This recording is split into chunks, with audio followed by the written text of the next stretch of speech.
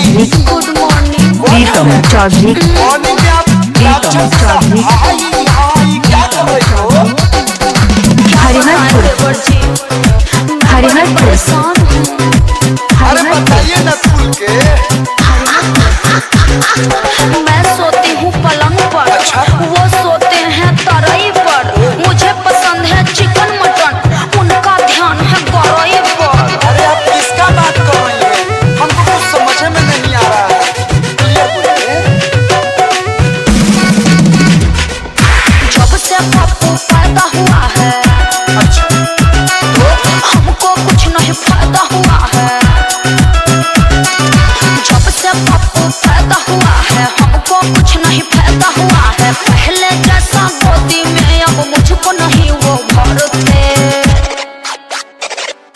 पप्पू के पापा मुझे प्यार नहीं करते। काहे रे? पप्पू के पापा मुझे प्यार नहीं करते। कोनो दिक्कत तो है? पप्पू के पापा मुझे प्यार नहीं करते। क्या पापा करे हो? चुप। सुनो, पहले थी तुम पातर, अब हो गई हो चाकर।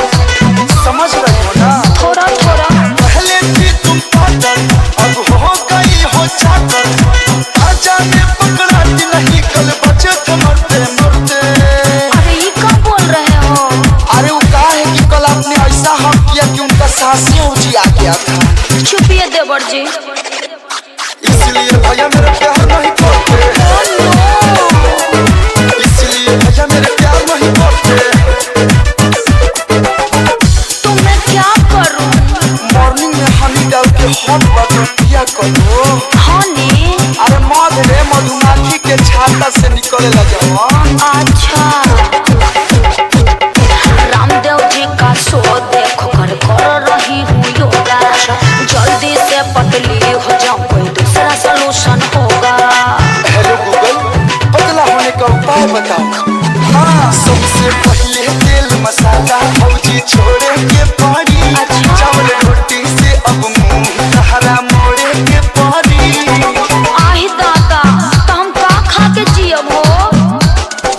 गाजर खा, मुरई खा, चुकंदर खा, खीरा खा। बाप एकरा ले पेट थोड़ी न भरी। तो सबसे घरेलू उपाय तू का हो? में तेरा हाली रहा, सीढ़ी पर चढ़ते उतरते। पप्पू के पापा मुझे प्यार नहीं करते। कैसे करेंगे बोलो? पप्पू के पापा मुझे प्यार नहीं करते। जो बोल रहा हूँ करो। अब लागत है तारा रेप करके समझावे के पड़े। रैप रैप पहन के सेक्सी ड्रेस, उनका मूड कर दो फेस। क्या? जब गरम रहेला ट्रिगर, कोई देखता नहीं है फिगर। ए देवर जी, असली नहीं न बोलिए। दिखा दो, सखा दो, क्या?